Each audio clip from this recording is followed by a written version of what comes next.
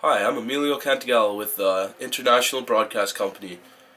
In recent light of the new breakthrough events in the Korean War, involving the U.S., the UN, South Korea, North Korea, China, and the Soviet Union, we have some special interviews today involving U.S. generals and UN Security Council representatives.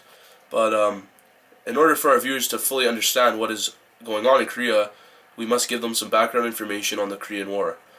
The Korean War started in 1950 after North Korea and South Korea divided over communist and democratic ideologies, which when North Korea was supported by the Soviet Union and China with communist ideologies, and South Korea being supported by the United States with their democratic ideology.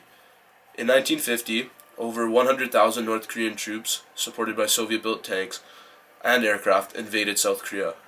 When North Korean troops did not withdraw after this event, the U.S. appealed to the UN. UN sent forces from 32 countries led by Americans and also involved a large force of Canadians. About 26,500 Canadians were sent, with 400 killed and 1,000 wounded.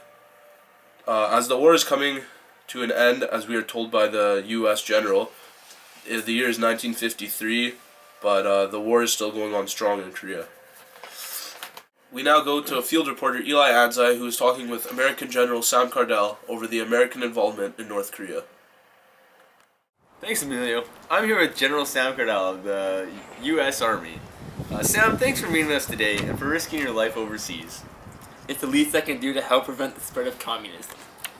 Very good, Sam. So far, what are your thoughts on the conflict? Do you think that the hostilities shown by the communists will continue? Or will the UN be able to neutralize the aggression?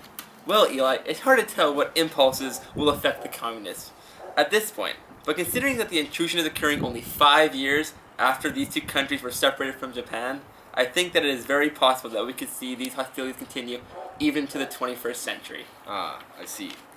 So, how is a country this young able to go toe-to-toe with not only the US, but also with the force of UN peacekeepers?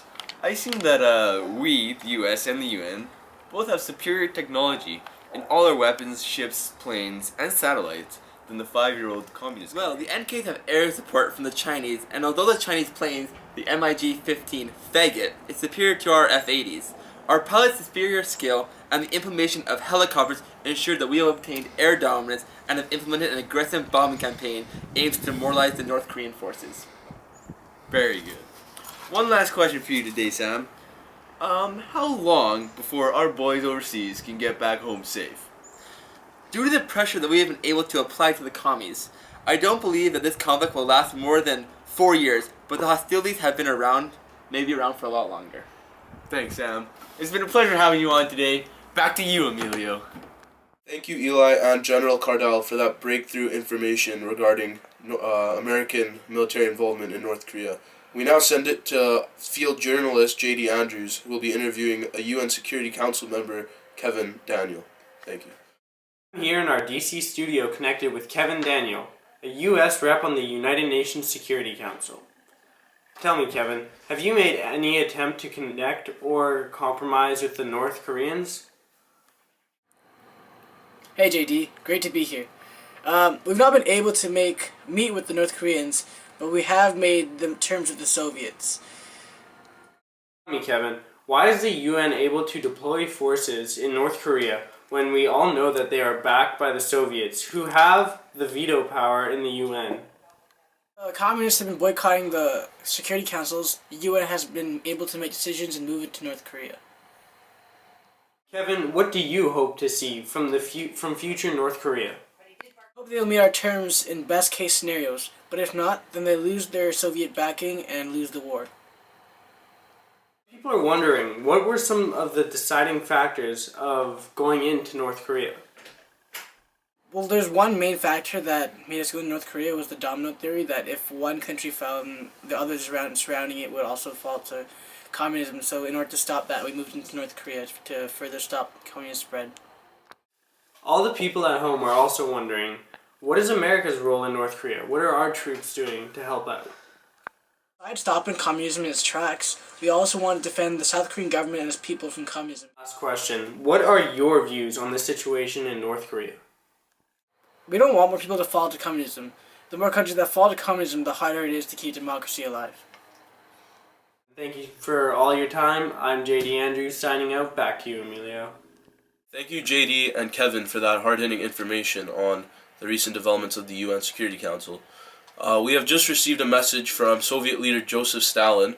Unfortunately, we could not find anyone to interview due to their lack of participation in the Security Council and the fact they do not want their plans to be revealed. Soviet leader Stalin has said that the Soviets' plan was to reunite North and South Korea under a stronger nation which the Soviets could support through their communist regime and build those countries up stronger than they ever were before. Unfortunately, the Americans and the UN did not feel this was the right path to go, and we as Soviets respectfully disagree with their intervention in the war. We feel a reunited Korea could really help on the world scale with future conflicts that occur on the global scale, even if there was another world war. The Soviets have also stated that they wish for a peaceful resolution in the struggle with the United States, as they do not want a nuclear war to occur. This is the International Broadcast Company and Emilio Cantigallo signing out. Thank you for watching this hard-hitting expose on the Korean War. Thank you.